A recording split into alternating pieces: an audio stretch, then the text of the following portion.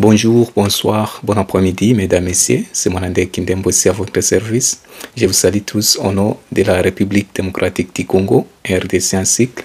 Ibwe benu bampangina muno, zina muno Monandek, Ibwe nitu bien. Donc, mesdames, messieurs, donc aujourd'hui, nous allons apprendre sur les droits publics en général, ou bien le résumé détaillé des droits publics en RDC, RD Congo, République démocratique du Congo. Donc, c'est quoi les droits publics? Donc, bienvenue sur notre chaîne Démocratos, pré-état des droits. Démocratos, demos, ça veut dire peuple. Kratos, c'est pouvoir. Donc, pouvoir du peuple, ça signifie démocratie. État des droits, c'est quoi l'état des droits? C'est séparation des pouvoirs.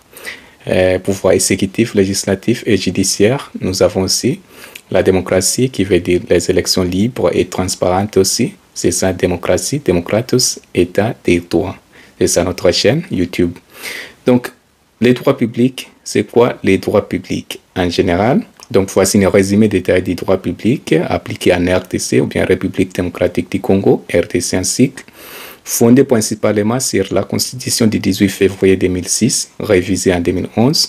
Donc, ainsi que sur les textes législatifs et les pratiques institutionnelles, les pratiques en général.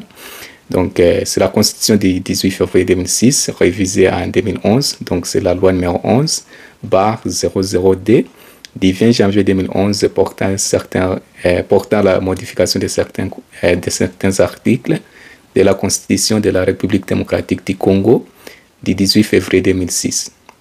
Donc, la Constitution du 18 février 2006, c'est la constituant originaire. Et celle du 20 janvier 2011, c'est la constituant dérivée, modifiée ou bien révisé. Donc, premier titre, mesdames et messieurs, sur les droits publics sera définition et contenu des droits publics. Deuxième titre sera basé sur les droits constitutionnels en RDC, République démocratique du Congo. Et puis, troisième titre, mesdames et messieurs, sera basé sur les droits administratifs ou bien droits administratifs. Quatrième titre sera basé sur les droits fiscaux et financiers. Cinquième titre sera basé sur les droits internationaux publics en RD Congo, RDC. Sixième titre sera basé sur les droits pénals publics. Après ça, mesdames et messieurs, huitième titre sera basé sur les particuliers en général des droits publics en RDC. RD Congo, République démocratique du Congo. Huitième titre sera basé sur les tableaux comparatifs des droits publics en RDC. Après ça, je vais vous donner un sommet ou bien la conclusion des droits publics sur les droits publics en général. Donc, nous allons commencer, mesdames et messieurs, sur les droits publics en RD Congo, République démocratique du Congo. Premier titre, définition et contenu des droits publics. C'est quoi les droits publics en profondeur? Donc, les droits publics est l'ensemble des règles juridiques régissant l'organisation et le fonctionnement de l'État. Donc, des institutions publiques aussi, ainsi que les relations entre les entités et les citoyens. Donc, il poursuit l'intérêt général et contrairement aux droits publics qui encadrent le rapport entre particuliers. Les particuliers, ça veut dire les individus et les entreprises aussi.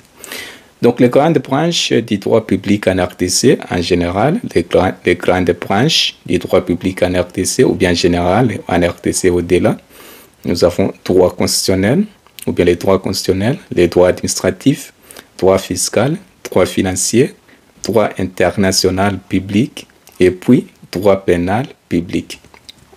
Deuxième titre, mesdames et messieurs, c'est les droits constitutionnels en RDC. C'est quoi les droits constitutionnels?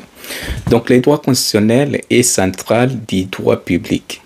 En RDC, il est régi par la Constitution du 18 février 2006, modifiée ou bien révisée dès 2011. Principes ou bien les principes fondamentaux en général, nous avons la séparation des pouvoirs ou bien séparation des pouvoirs. Donc, nous avons le pouvoir exécutif, législatif et judiciaire. Les trois pouvoirs, les trois organes ou bien les trois institutions. Les pouvoirs législatifs, c'est pour légiférer, élaborer, analyser et adopter les lois. En général, les pouvoirs exécutifs, c'est pour exécuter et la gestion de l'administration publique. Les pouvoirs judiciaires, c'est pour appliquer les lois et sanctionner les infractions aussi. Donc, selon l'article 56 à 160, donc c'est la Constitution du 18 février 2006, révisée en 2011. Des principes fondamentaux, nous avons le régime semi-présidentiel. Donc, notre régime politique en RDC est semi-présidentiel. Ça veut dire quoi? Le régime semi-présidentiel, c'est la combinaison entre le régime présidentiel et le régime parlementaire qui fait le régime semi-présidentiel. Donc, le régime semi-présidentiel en RDC, le président de la République et le gouvernement partagent l'exécutif. Donc, le président de la République ou bien chef d'État et la primature partagent le pouvoir exécutif, qui veut dire notre pouvoir exécutif en RDC est bicéphale. Bicéphale, bi, ça veut dire deux, céphale, deux têtes. Donc, qui veut dire la primature et le chef d'État. Nous avons aussi l'état des droits. C'est quoi l'état des droits? Séparation des pouvoirs, la démocratie, le pluralisme politique aussi, ça fait l'état des droits. Donc l'état des droits, plutôt, c'est primauté de la Constitution, selon l'article 1 à 4. Reconnaissance des droits fondamentaux, c'est titre D. Donc sur les principes fondamentaux, nous avons aussi la décentralisation. Ce n'est pas pouvoir central ou bien concentré, c'est décentralisation. Donc la décentralisation qui veut dire au Congo ou bien en RDC, RD Congo, nous avons 26 provinces avec des compétences propres, qui veut dire personnalité juridique. 26 provinces. Donc au Congo, les pouvoirs à diviser en deux parties. Nous avons les pouvoirs ou bien le gouvernement central et les pouvoirs provinciaux. C'est ça, des compétences propres, c'est le titre 3 de la Constitution. Nous avons aussi le pluralisme politique sur les principes fondamentaux. C'est quoi le pluralisme politique? Donc, liberté de création des partis politiques, selon l'article 7 à 11. Institution principale, c'est deuxième titre, droit constitutionnel en RDC. Donc, le président de la République, il est le chef de l'État. Le Parlement, donc ça fait qui constitue de l'Assemblée nationale et du Sénat. Donc le Parlement aussi est bicaméral, qui veut dire il y a des chambres, bicaméral, chambre. Et donc l'Assemblée nationale, c'est la chambre basse, le Sénat, c'est la chambre haute.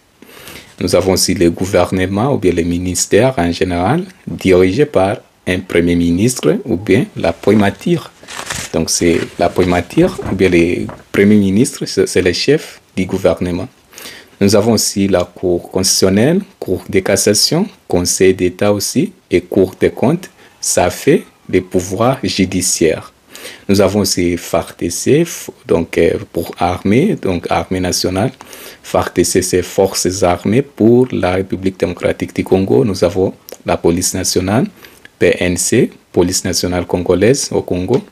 Et puis nous avons les provinces, ce qui veut dire décentralisation aussi. Les pouvoirs divisés en deux parties, pouvoir central, ainsi que les pouvoirs provinciaux, et les pouvoirs provinciaux plutôt. En cas de Cour des comptes, donc notre recette nationale, ou bien la recette nationale est divisée en deux parties, 60% pour les pouvoirs central et 40% appartient au pouvoir provincial, ou bien provinciaux. Troisième titre, mesdames et messieurs, c'est les droits administratifs. C'est quoi les droits administratifs? Donc, il régit les relations entre les administrations et les administrés. Administrés, ça veut dire les citoyens, les gouvernés ou bien les populations, les peuples en général. L'organisation des services publics aussi et le fonctionnement des collectivités territoriales décentralisées ou bien collectivités ou bien entités. Entité territoriale décentralisée, ETT, entité territoriale décentralisée. Donc, sur les droits administratifs, donc les actes administratifs comme décrets, arrêtés, décisions en général, sont encadrés par des principes comme la légalité, la hiérarchie des normes, la transparence et la responsabilité aussi. En cas de hiérarchie, donc le pouvoir central est à la tutelle sur les pouvoirs provinciaux. Exemple, un citoyen peut saisir le Conseil d'État pour contester une décision arbitraire d'un gouverneur. Donc, un simple citoyen, dans un État, peut saisir le Conseil d'État pour constater ou bien pour contester une décision arbitraire d'un gouverneur, d'un conseil d'État, est là pour tâcher ou bien tailler les problèmes des juridictions de l'ordre administratif. C'est les droits administratifs, le Conseil d'État et la Cour constitutionnelle en RDC.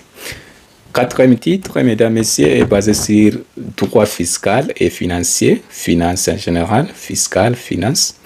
Donc, encadre la perception des impôts, taxes et redevances aussi par l'État et les provinces. La loi des finances, qui veut dire biannuelle, donc doit être votée par le Parlement. Le Parlement qui veut dire l'Assemblée nationale et du Sénat, ou bien les parlementaires.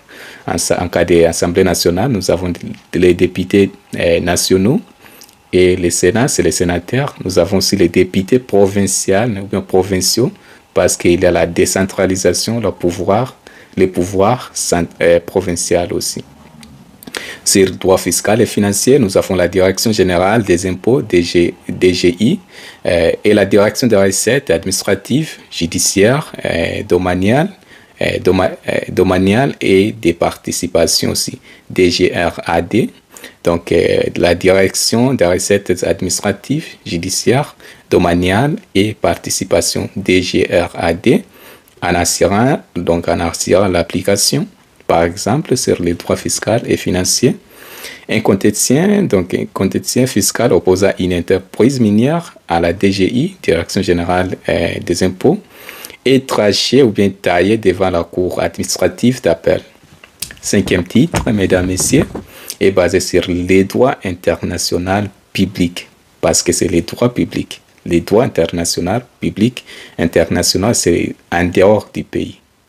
Donc en RDC, est basé en RDC, donc la RDC, République démocratique du Congo, RDC, est partie à plusieurs traités ou bien conventions comme ONU, Organisation des Nations Unies, IA, Union africaine, nous avons CIRGL aussi, SADC.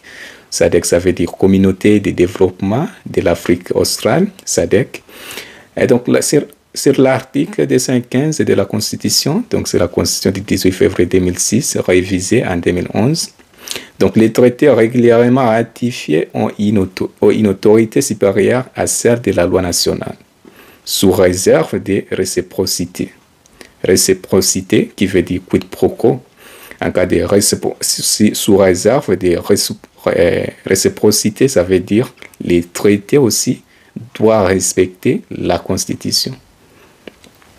Donc, nous avons aussi, en cas de traités internationaux, nous avons CIG, donc c'est la Cour internationale de justice, etc.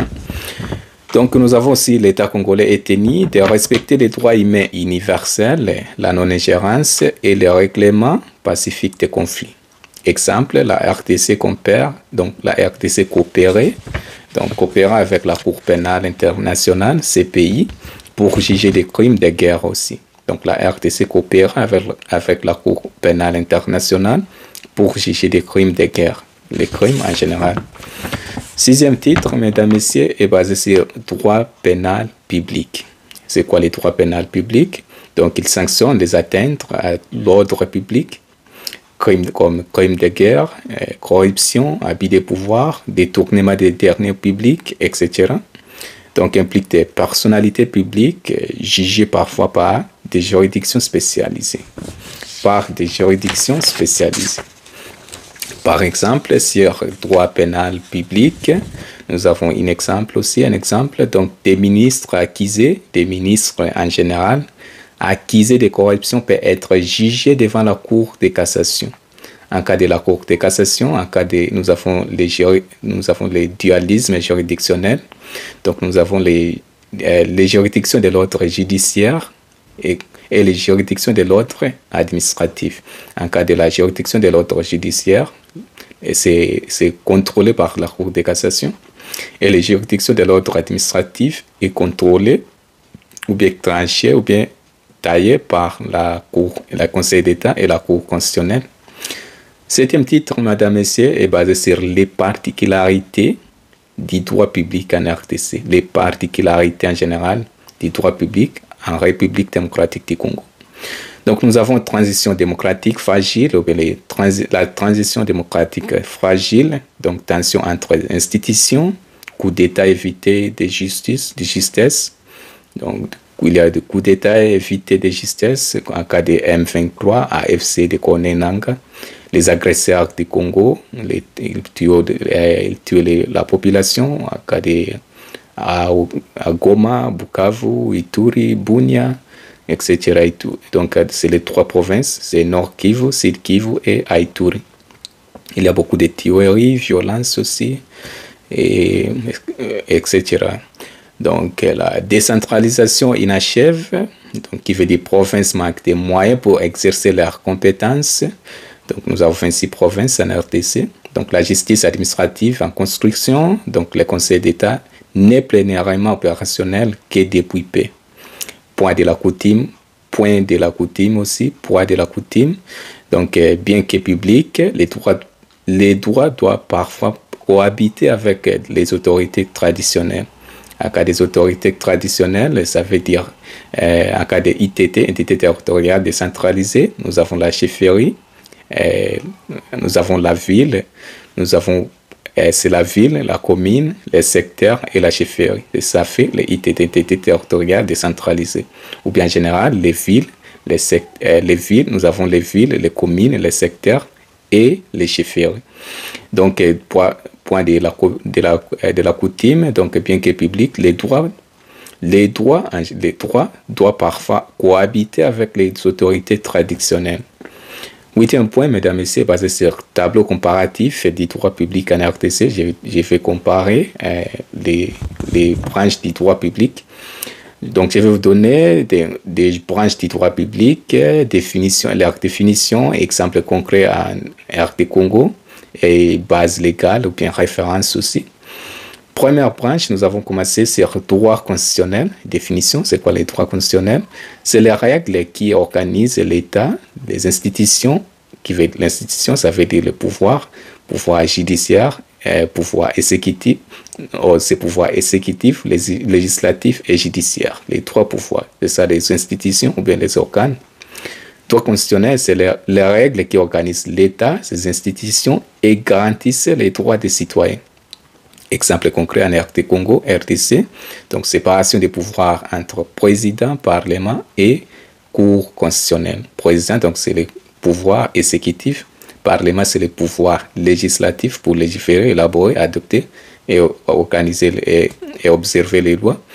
Cour constitutionnelle, c'est le pouvoir judiciaire.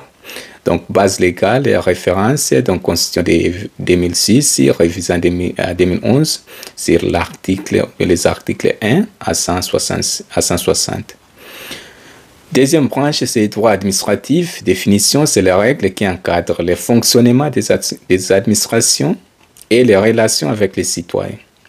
Exemple concret en RDC, République démocratique du Congo, saisine du Conseil d'État pour excès des pouvoirs d'un gouverneur, base légale ou bien référence, titre 3 de la Constitution, plus loi sur la décentralisation. Décentralisation, ça veut dire le pouvoir est divisé en deux parties, le pouvoir central et le pouvoir provincial.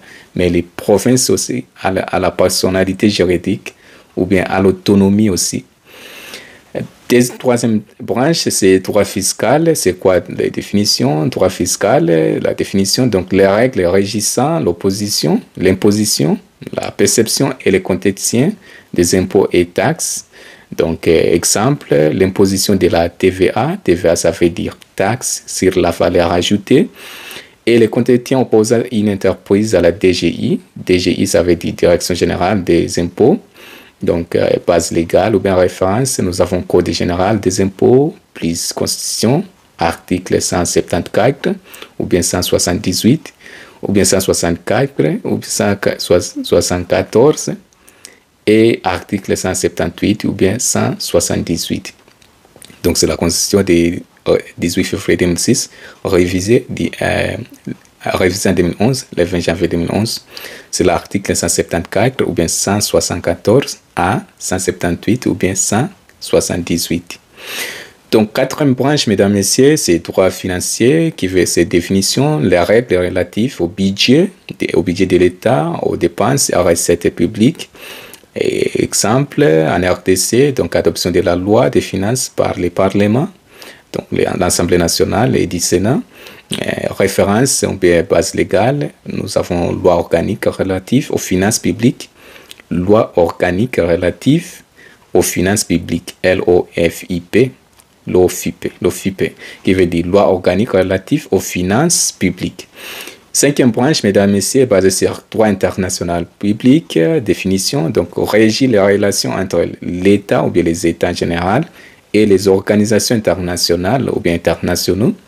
Exemple concret en RDC, donc ratification des traités ou bien conventions comme celui de Rome, CPI, Cour pénale internationale, coopération régionale, CIRGL, référence ou bien base légale, nous avons article 215 et 217 respectivement de la Constitution.